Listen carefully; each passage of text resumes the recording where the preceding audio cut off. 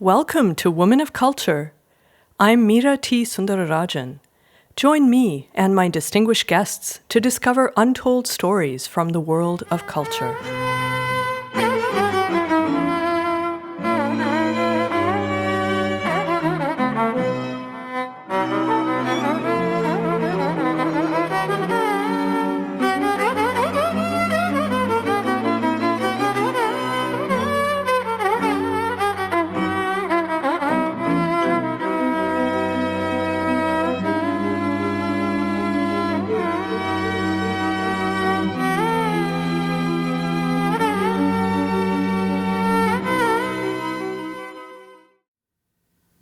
In recent years, writers from Canada have become increasingly prominent on the international literary scene. Not only are they winning literary awards, including the Booker and the Nobel Prizes, but they also create incredibly influential and even prescient works like Margaret Atwood's The Handmaid's Tale, a 1985 novel that seems to predict the current direction of U.S. politics. What's the secret? How did Canada become so good at making writers? My guest, writer Guy Vanderhaeghe, shares a wonderful and unique perspective on this history. One of the most prominent and celebrated Canadian authors today, Guy has been active in writing and publishing for more than 40 years. His first book, the short story collection Man Descending, was published in 1984 and won the Governor-General's Award for Fiction, Canada's leading literary prize, an almost unheard-of distinction for a first book. It was his first of 3 such awards so far. Guy's latest book, the novel August into Winter, was just published in 2021. In part 1 of this interview, I asked Guy if he would tell us about his experiences as a writer, what it meant to be an aspiring writer in and from Canada, and how he has seen Canadian literature evolve during his career so far, a period of dramatic social change in Canada and around the world. Not surprisingly, Guy had a wealth of ideas and stories to share about the challenges he faced as a young, aspiring writer, the changing face of literature in Canada, Canada's place in a post-colonial world order, and, of course, the impact of technology on the written word. Above all, Guy offers rich insights into the craft of writing that will be sure to fascinate writers and readers alike. Here is the inspiring and impressive Guy Vanderhaeghe, a writer and teacher of integrity, on the world that made him and that he has helped to make. My profound thanks to you, Guy, for showing me how exciting, challenging, unpredictable, competitive, cynical, yet ultimately humane the world of literature can be, and how much hope, with a stubborn tenacity perhaps peculiar to the trade, writers continue to hold out for the future.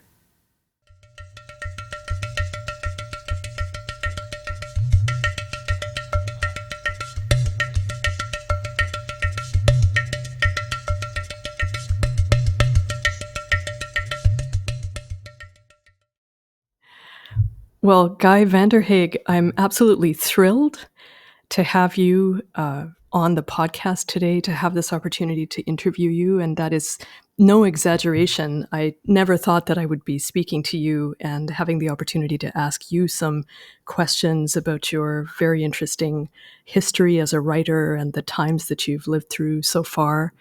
So thank you so much for agreeing to do this. I'm very pleased to do it, and you can't see me, but I'm blushing right now after that. Oh, fantastic. Well, I'm going to cause you more reason for embarrassment here just by saying, but I absolutely have to point out that you've been a leading figure in Canadian literature for a long time, for as long as I can remember. And again, it's a thrill for me, partly because I grew up with your books at home. So you've been a presence in my life for a long time, and you've won so many extraordinary honors as a writer. I'm not going to try to list them all here. But that does lead nicely into the icebreaker that I thought I would start with today, which is just to say that, when we're when we're having the opportunity to talk with someone as successful as yourself, there's a tendency to think that your career was predestined. And of course, it all started out and it made perfect sense from the beginning. But I know that's often not the case. And I imagine you must have faced some interesting challenges when you were first trying to get started as a writer. So, would you like to tell us a little bit about that? How you developed an interest in writing, and maybe what role you feel your background as a Saskatchewan native has also played in your career development? Sure. I did not grow up in a bookish or literate, particularly literate household. I was the first person in my family to get a university degree. But from the Amazing. moment I went to school, I was obsessed with reading. And when I say that, I have to also say that there was no library in town. Um, Oh, and goodness. the school burned down the year before I started, and with it, whatever library was in the school at that time. And when the school was rebuilt, any money that was left over after construction went to textbooks. So I Naturally. was always attempting to find something to read, which was often things like comic books or any book that I could get my hands on. So in that sense, I think probably my background is somewhat unusual for a writer, Hmm. but I did Hmm. have a passion for reading and even writing at a young age. My grandmother was the little town seamstress, and she did alterations for the menswear store. And she was my babysitter because my mother worked when I was a child. And I would sit beside the sewing machine with a notebook and pester her as I was writing my stories, asking her how to spell words. I think I was a really annoying child, particularly since you are probably too young to have ever been exposed to classics illustrated comic books, but they were the Hmm. yeah, but they Unfortunately. were the Hmm. so-called literature that teachers and some parents wanted children to read, but it appeared in a kind of digestible form with pictures. And they had everything from Hamlet to, Tale of Two Cities to Rudyard Kipling's Kim, all in these classic comic books. And Marvelous. I read Caesar's commentaries in classic comic books, as bizarre as that sounds. So I was driving I remember driving my grandmother crazy because I was inventing names that I thought sounded Roman because I was writing a Hmm. Roman story. So, you know, I was say things to her like, "How do you spell auditoriumus?" Right? Or gymnasiumus or what, So that I guess that was the beginning. Then that sat on the back burner for a long time. I remained a reader, but I didn't write. And when I went to university and I became a graduate student, I was studying history. A local literary magazine began. It was the first literary magazine in Saskatchewan. It was called Grain. I Oh, read the yes. first issue and I wrote a short story that I submitted for the second issue, which they accepted and published. And that got me writing again. Not writing habitually, but I was writing.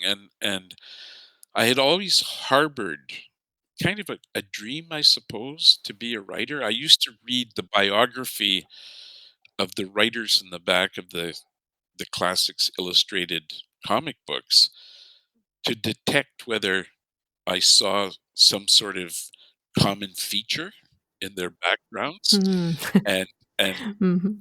I was 10, 9 or 10 years old and trying to figure out what I needed to do to become a writer. So I did have the ambition for a long time. And after I graduated from university, I had a period of unemployment. Um, and I started writing virtually every day. Faced a lot of rejection. Uh, Oh, gosh. yeah, no, Yes. absolutely. I mean, I think writers nurture their rejections and what people had said to them. Uh, Hmm. Oh, they'd yeah. almost need to. So it was a time in Canada when even the last name Vanderhaeghe seemed unusual. And I Right. Hmm. remember someone writing to me and saying to me that they thought that perhaps if I wanted to write, I should attempt to write in my mother tongue. Oh, isn't that awful? so, so uh, I Yeah. remembered that, obviously, because I've just recounted it to you. Uh, Mhm. but to become a writer takes a long time and it takes a lot of effort and it takes doggedness. I used to say to my creative writing students that when I was in my early 20s, I had two friends, and the three of us confessed the dirty little secret that we wanted to be writers. Two of them, I think, were much more talented than I was. They were more natural writers than I was, but I was more dogged. Like I kept on working at it and I kept on working on craft. And I think that makes a huge difference. Just a sort of commitment to Hmm. learning how to do this thing you want to do. I think many people who think about writing think that that vague term inspiration, that somehow, Oh, you know, yes. Hmm. that that's the propellant for all writing. At least in longer forms, I don't think inspiration carries you very far. It's doggedness and stick to itiveness and a Hmm. willingness to accept your day-to-day failures, right? And then get Hmm. up the next morning and say, the mistakes I made yesterday, my duty is to attempt to fix them today. And if I can't fix them today, my duty is to attempt to fix them the day after Hmm. and just keep at it. Hmm. Yeah, this is, I'm just aware that I'm sort of receiving some pearls of wisdom from you here. So I'm just listening very carefully, because it's incredible the perspective that you're offering and also the advice for anyone who has any interest, I think, in doing a good piece of writing. This is You really know, I mean, valuable. I think that in many ways, I was not predestined for success. I was Hmm. predestined for failure. And by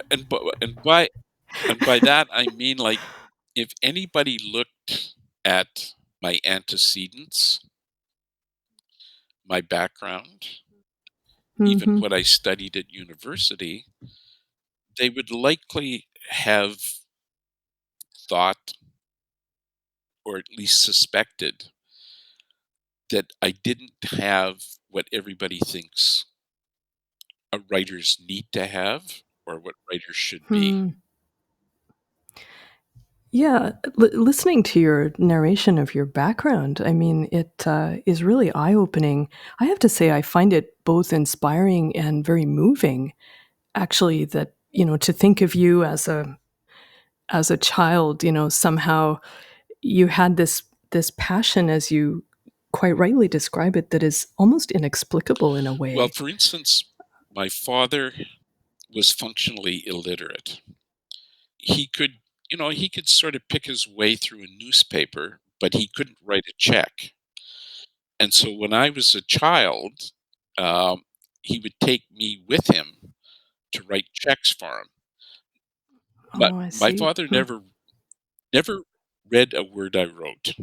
And this is not a complaint. No, I It's understand. that was just the circumstances. My mother, on the other hand, she was incredibly sort of encouraging in terms of like school and getting an education. And my mother had aspirations that she couldn't fulfill.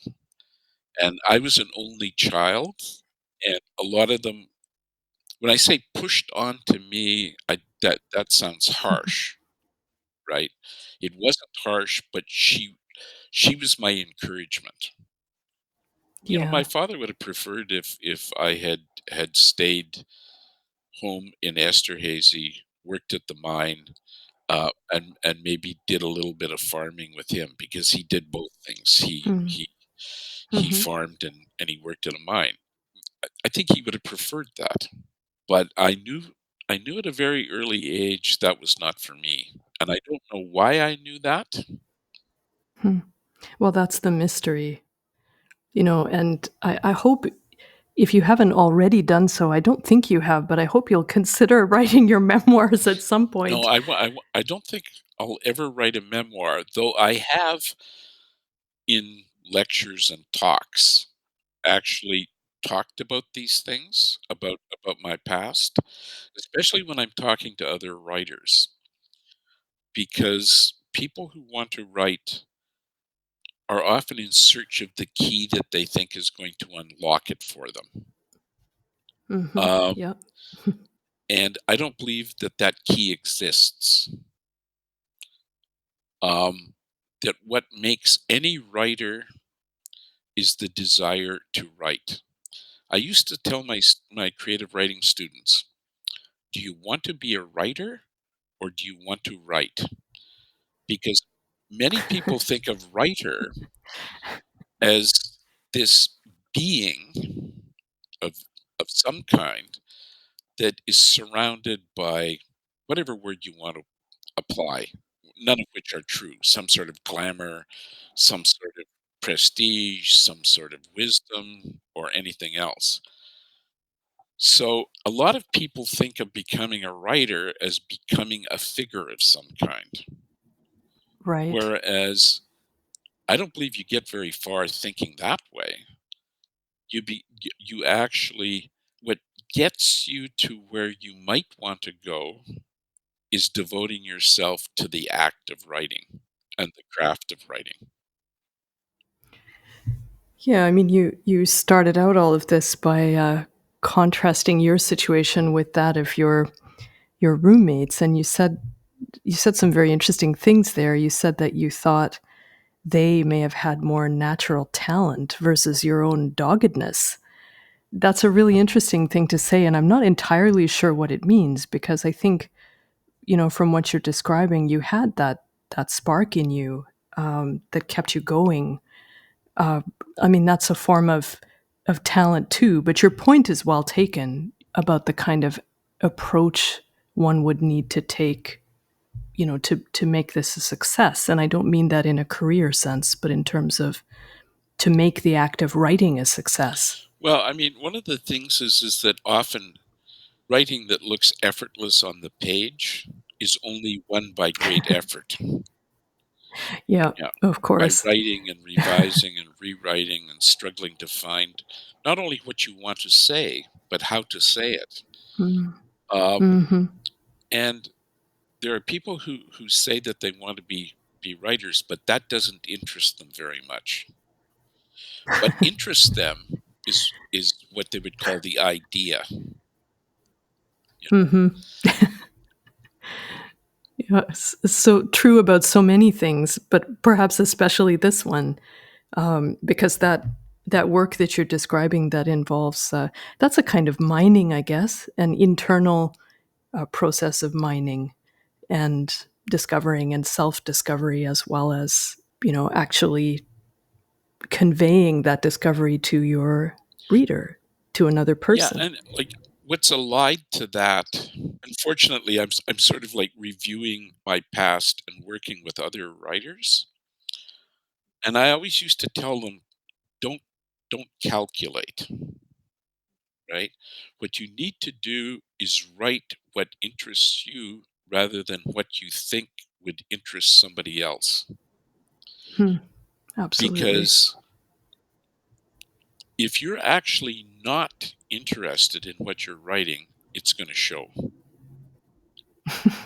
It's going to be Hmm. evident, and it tempts, to even at the simplest level, those people who decide that they are going to write something that is like something else that has been successful. By the time they've got that thing written that is modeled on the thing that was successful, something new is successful, right? Hmm. Very So true. Yeah. you're constantly chasing something that you can't catch. It's like a dog chasing a car. Hmm. Dog's not Hmm. gonna catch the car. And maybe the worst part of that is that the dog doesn't Yeah, know oh, it, though. exactly, and it's true of human beings too, right? Like, the pursuit of things that you don't know, you ought not to be pursuing, and I understand that. I mean, that's part of ambition, right? And to do anything, you're going to make mistakes. I'm not saying that you rule out every possibility in whatever you're doing. The only thing is that I think that what needs to be the focus of the work or the meat in the nut is what you can really commit yourself to. And if you don't do that wholeheartedly and passionately, you're not going to get very far. When I first started writing, and this is the last example I'll give, I would say, at least in literary magazines, the ruling orthodoxy was postmodernism. Hmm. And I would get rejections because I was writing something that looked to most literary editors as old hat, and not actually, as they would have said, like pushing literature forward or attempting Mm. to engage with the newness of fiction, like making it new. But I read postmodern work, I could appreciate it, but I wasn't interested in writing it. Hmm. What I was interested in doing was writing what I thought of as a kind of realism that on the surface was, I mean, I used to make the argument that of course realism is not documentary. It's Hmm. edited experience. And within the Mm. editing of that experience, Nice. what you attempt to do is reveal something of substance that transcends the dailiness of our life. I mean, Mm. even at the simplest level, dialogue is not really the way people speak, or it shouldn't be. No. Okay? Hmm. So it's not reportage. Good dialogue operates as if you expect your characters to say interesting things, make interesting revelations, and to guide the reader to a place or a point of view that will surprise them. That's your hope. Okay? And postmodernism can do that, or magic realism can do that, and so can realism. All the different literary forms that you could imagine have, in my opinion, basically the same potential. Hmm. And that potential is some form of transcendence. Absolutely. I mean, I'm thinking about a couple of things as I'm listening to you. You know, one is that a lot of what you're describing to me does involve, an important degree of internal clarity, which I think is probably not something that most of us are born with. It's something that we have to achieve also as a process of work. Absolutely.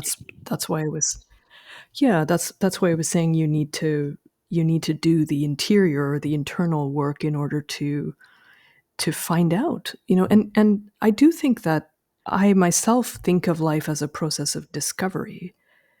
That's what keeps it interesting. And if we were sort of born and knew everything, I mean, I'm not even sure what that would No, look yes, like. exactly. Be pretty Yeah. terrifying, I think. Yeah, I think you're right, and pretty boring, and a lot of other negative adjectives could come in there as well. But in terms of discovering that inner commitment, discovering the things that are important to you that you really do want to write about, and how you think you want to tell your story. What are the words? What are the sentences that you want to use? I mean, I think all of these questions are a key part of the process. But to me, what you're describing is very individual. You know, it's about the process of developing an individual vision. And I'm just curious about what that means in the context of the environment that we're living, where I think my own sense is we seem to be moving away from what is really individual, or honestly, for that matter, really diverse, and towards sort of more homogenized visions of how things should be, how even how things should be done. I mean, I'd love to hear your thoughts on creative writing programs, you know, which now are I think by many people considered to be prerequisites for um, careers in writing, and I choose that Yeah. phrase carefully. Yeah. So how can you talk about this very real, authentic process that you're describing in the context that we live in today? Well, I suppose that I was always something of a renegade in terms of teaching Mhm. creative writing. Um, Mm. a bit of an outlier.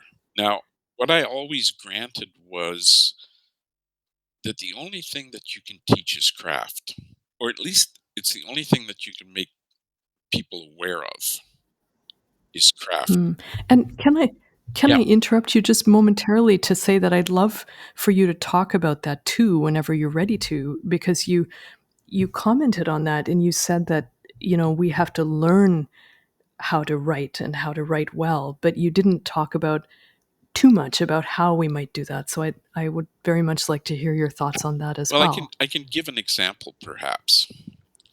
Um, Perfect. what I used to get students to do was an exercise in point of view. And what I would say, I want you to write the same scene from a first person point of view. Then I would like you to write the same scene from an omniscient point of view, the way a 19th century novelist would have written. I'd like you to write that scene also from a third person limited point of view, which is very close to a first person point of view. What are the changes that you can detect between all of these different versions of writing the same scene? I used to tell students that the most important choice that you're likely to make, at least in an extended period, or a piece of fiction of an extended length, like a novel or a novella, is what point of view are you going to choose? Certain point of views offer different limitations and and different strengths. Okay, so that what I mean, one of the things that the first person point of view, I would argue, does is that it often involves an exercise of the vernacular. You know, if you think about many great first person novels, like whether it's Huckleberry Finn or Catcher in the Rye, what really engages the reader is the sound of the voice, which is non standard English, and the intimacy of the voice. And a very good first person narration ought to make the reader feel as if they're sitting across the table in a coffee shop or a bar with someone who's a gifted raconteur. Okay. Mhm. So that's one of the strengths of it. One of the weaknesses of it is everything is funneled through one consciousness. So you can't necessarily be fair to every other character, right? And in a almost in an absurdly, I mean, it's obvious. Okay, War and Peace could not be written in the first person. Mhm. Okay, often you will Yeah. see writers who are just starting to write, which is what I did. They write in the first person because, in a sense, everything's tighter. There are fewer things to worry about. You've got that one voice, that one consciousness, that one way of speaking or narrating the story, all the rest of it. But you can start telling a story that you discover it's almost impossible to tell in the first person. Because what you Mhm. end up doing is dragging in all of these other people to report things that happened that the narrator couldn't know, et cetera, et cetera. So,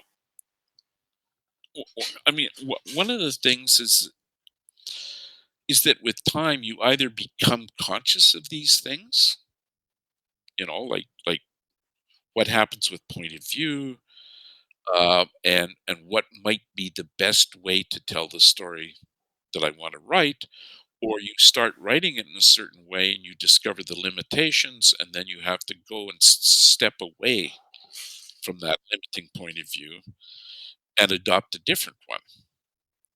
That's craft. The longer you do it, the easier it is for you to recognize probably the way the story should be told. That's the time saver, right? Mhm. That Mhm. you may not be able to teach it to a student, okay? But you can make the student aware of that. You can make a student aware of how dialogue ought to operate. You can make a student aware of how you begin a piece of writing, how you put the things in place that will guide the reader's reading of the story or the novel or whatever it is you're writing. You get certain things in place to free you to tell the story. You can give people examples of that. What you can't do is give them the story, or you shouldn't do. Like, for instance, students would say, "Are you Mm. going to give prompts?" And I would say, "If you need a prompt, you're not a writer." Absolutely. You know, And did you find that there was an exodus, from some of your classes at that point? actually not. I Very no, good. like, one of the things that I used to do is I laid out everything right at the beginning about what people could expect, how it was gonna run, what people could say, how they could behave, and how they couldn't behave, and then I would say, "And if you don't like it, this class is not for you." So so you began with a kind of commitment. Now, this is increasingly difficult to do now, or has been over the last few years. And so, but even in the last few years, there was sometimes surprise at some of the things that I said. Like the university said, like with online teaching, which I hated, that students could turn their cameras off.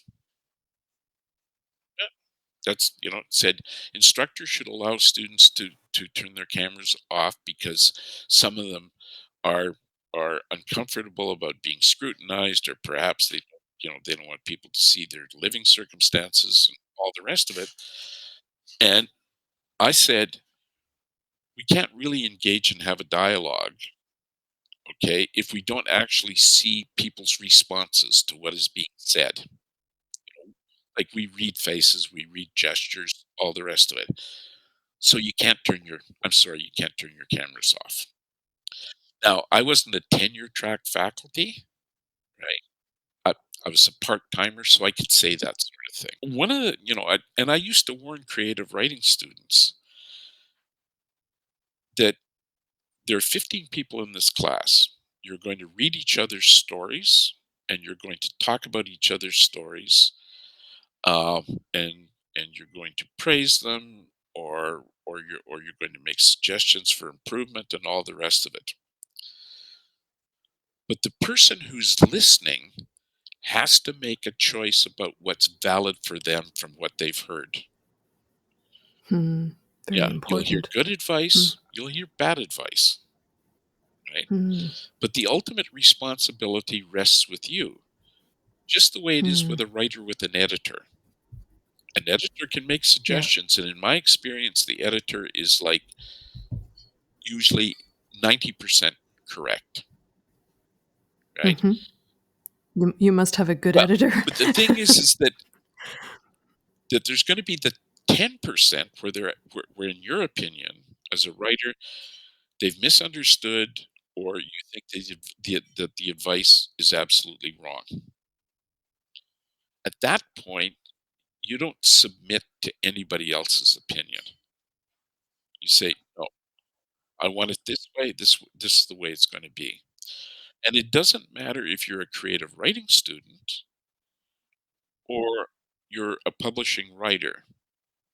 You still have to take responsibility for what you've written, and you have to make decisions about how you want the story to develop or to be.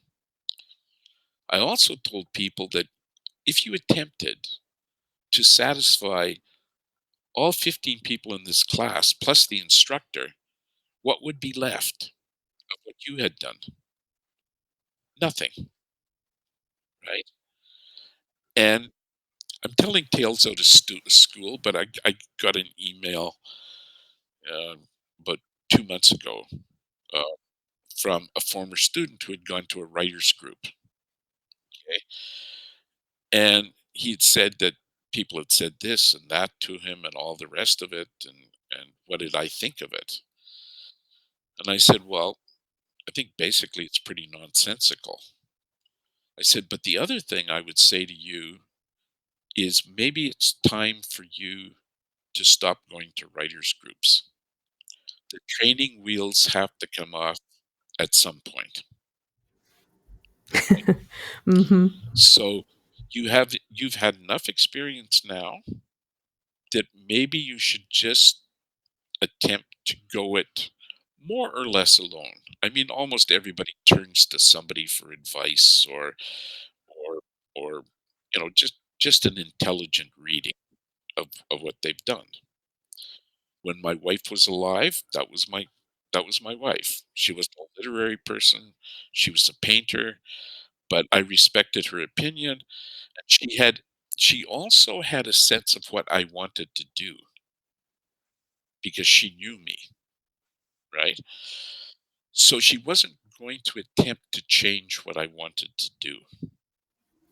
Hmm. To change Yeah. who you were at a Yeah. certain So level. I'm not Yeah. making an argument for no advice whatsoever, but I am making an argument that um, essentially I don't think that writing is a group project, right? Mm. And I'm a little bit astounded when people meet in a coffee shop, like 10 people, not even to talk about writing, but to write together. Hmm. I'm sorry, I can't get my head around that.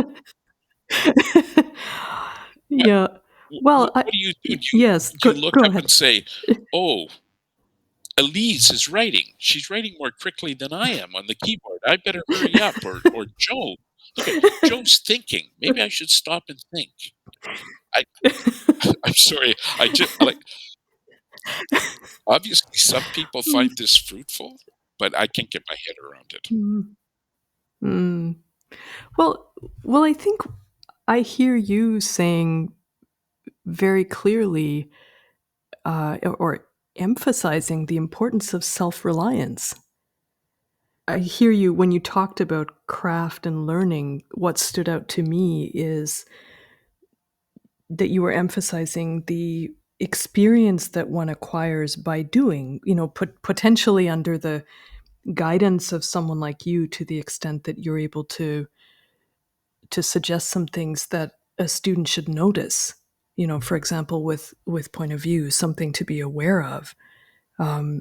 But the experience of trying and failing, trying again, and then also of reading and becoming a better reader.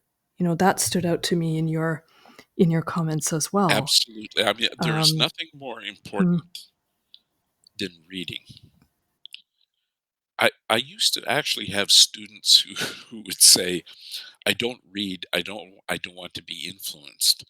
And I would say, "Yes, you do. Absolutely. Yes, you do want to be influenced." Um, Hmm. I mean,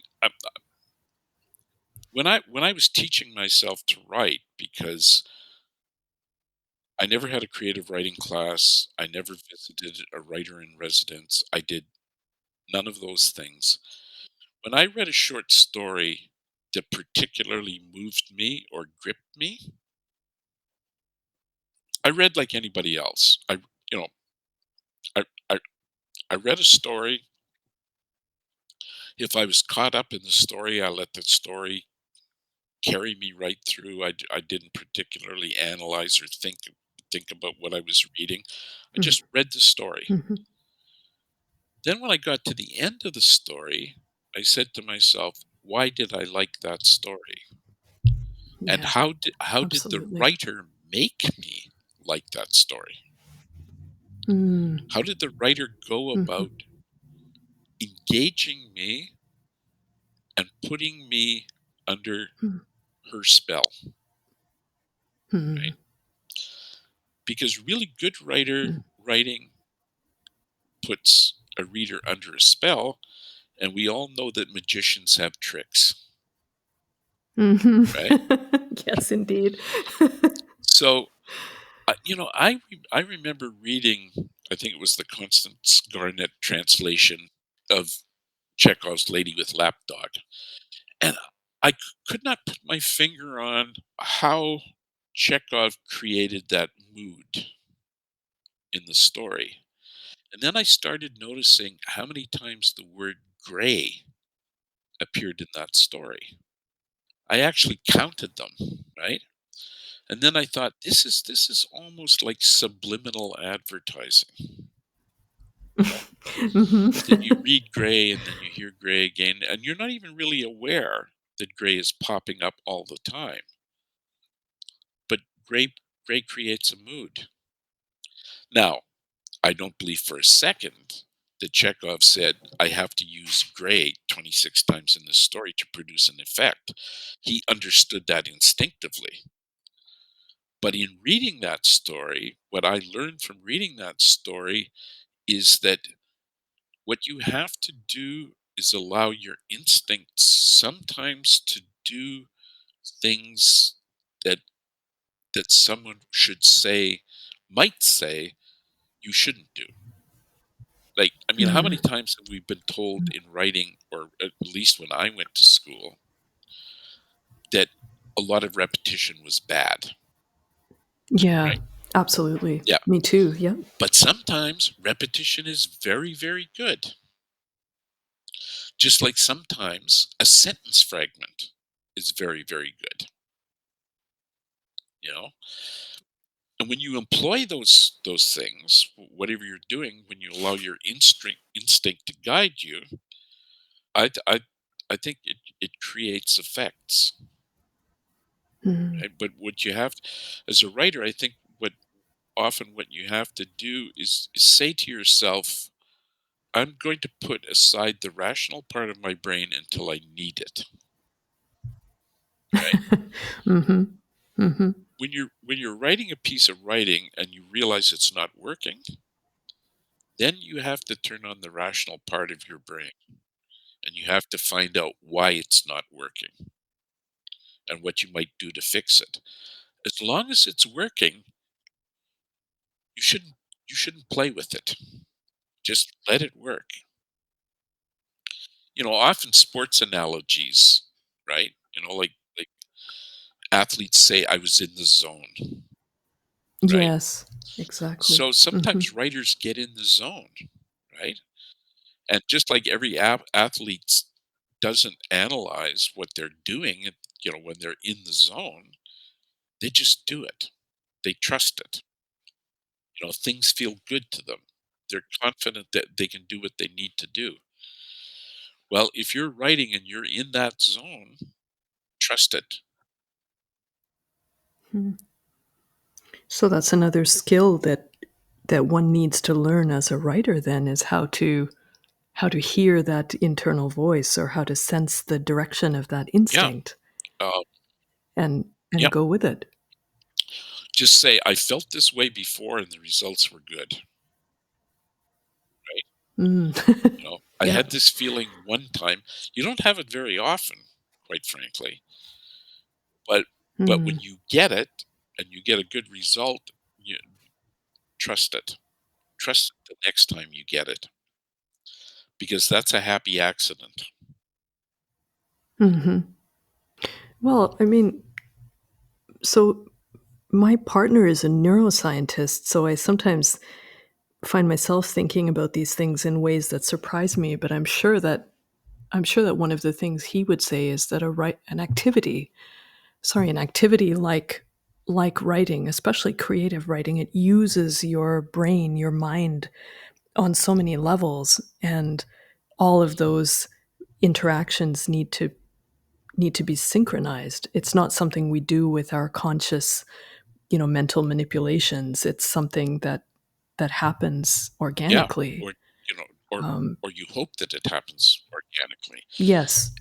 Well, yeah, I think you'd want to do whatever you can to facilitate that. Things like suspending the judgment and the analysis until that activity is necessary when you're rereading or at the right time. Or even the source of a piece of writing.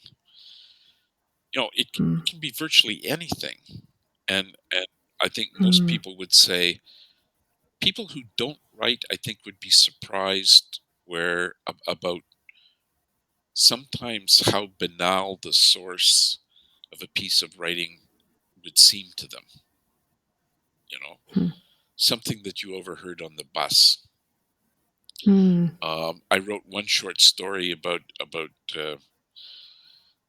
when I was falling asleep, and I was in that sort of liminal state between mm, whether you're awake or dreaming or whatever. I got an image mhm, of a man standing in a dark street singing to a lighted house. mm. Then I said to myself, what is the story that gets this man singing in the street to the dark house? And why is he doing it? Incredible. Mhm, So, uh, again, like, you just have to be open and don't dismiss. And the worst thing that you can have is a censor in your own head. And what I would argue that one of the things about creative writing programs, one of the downsides of them, is that basically everything's about censorship, I was just thinking. right? Mm, That's kind of the mhm, way they operate, because most mm, people, when they sit down and look at a piece of writing, what they focus on is what's wrong with it, right? mm, They don't mm, focus on what's right with it. Now, as a teacher, I would mm. do both. You know, Yeah, I would say, absolutely. okay, there's always something Mm, that's right about something that people put effort into. Okay, but it's just like having too many voices in your head is not a good thing. And if you're sitting down and you're writing and you're maybe anticipating what classmates might say about what you've written, and you're yes, kind of going, well, yes. Eleanor last week, she said this about that, and that, you know, I don't want that to happen again. I mean, everything's never black and white. I'm not saying that creative writing programs are all bad by any No, stretch of the no. imagination, Mm, but not everything about them is good. And mm, one of the things I think that they tend to encourage is the idea that it's necessary to win approval, whether from the mm, teacher or your fellow classmates or whatever, mm, rather than trying to mm, win your approval for what you've done. mm, mm. Well, I'm just feeling a degree of really intense concern as I'm listening to you talk. I don't want to use the word despair, but I'll tell you why. It's because again, I feel like I feel that what you're saying is so valuable, and honestly, I didn't expect that our conversation get into this kind of material. So it's also taken me by surprise a little bit. Um, but again, I hear you emphasizing so much this idea of self reliance, self discovery as being integral to the creative process, and also you use the word, a really interesting word, the word submit, when you talked about dealing with other people's critiques and opinions. And you said that a writer shouldn't submit to those, without making the necessary evaluation of what is important to themselves and the choices, that they make about what they choose to attend to, and what they choose not to attend to. And that word was a very interesting word because, submit to me, that again, it suggests not only self-reliance, but a sense of personal integrity, and a certain a certain drawing of a line, not in any kind of arbitrary way, but just internally knowing that, you know, this is what I will and will not do. This is what I will and will not accept, and this is my commitment. This is my judgment. And we live, I think, in a society where all of these ideas are just becoming so disregarded. Yeah, I mean, every correction in societal mores or whatever they might be has a tendency to go too far. And I would make an argument that, for instance, of course, we should be concerned about people's feelings. Of course, we should weigh what we say and what we do. But at the same time, it's impossible to write without giving offense. It Hmm. just can't be done, right? Mm. On the simplest level. I mean, people will complain if you use words that they don't know in a piece of writing. I mean, the complaints can be endless.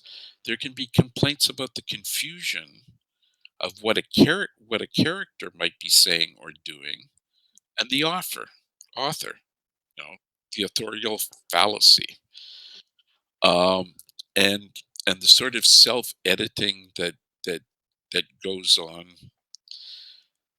in the attempt not to draw any fire whatsoever. Yeah. Avoiding Yeah, avoiding controversy. Mm. controversy, all of those sorts of things. I mean, even the case of whether a bad person can be a good writer.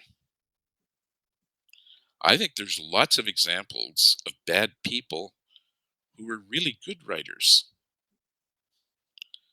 There's also examples of very good people who are very good writers. But I think it was W.H. Auden, in the 1930s, in the midst of the controversies between right and left, and I will get the quotation wrong, but he said Hmm. in one of his poems, he said, "Rudyard Kipling and Paul Claudel will be forgiven for writing well." Now, Hmm. Kipling was a rabid imperialist, you know, d- Yeah, you know, sure was. all of those sorts of things. Paul Claudel was an extreme French right winger, all the rest of it. Mm. But I would argue, in many instances, they were brilliant writers who had bad ideas. Okay. The same could be said of Ezra Pound, Knut Hampson. You can go through a list of 20th Celine, horrible, horrible opinions. Okay. When the opinions didn't intrude too strongly into their work, okay, I think it's hard to dismiss it, the work itself. Hmm. Yeah, I mean, this is a question on which I haven't made up my mind. It's it's a fraught Um, question, hmm, you know? yeah. There's no question about the difficulty of the question. Hmm. Hmm. But I do. I mean, it's very easy for me to say that you've pinpointed a key issue, which is which is where the issue of, I guess, self censorship comes in, doesn't it? I actually I said that it was a fear of causing controversy, but I think a better way of putting it would be to say that it's a fear of disapproval. Yes, and also, in some instances, the fear of ostracism, of shunning. In many ways, an artistic community can almost be like one of those Christian sects who employ shunning to discipline their members because nobody wants to be left out. Nobody wants to be thought badly of.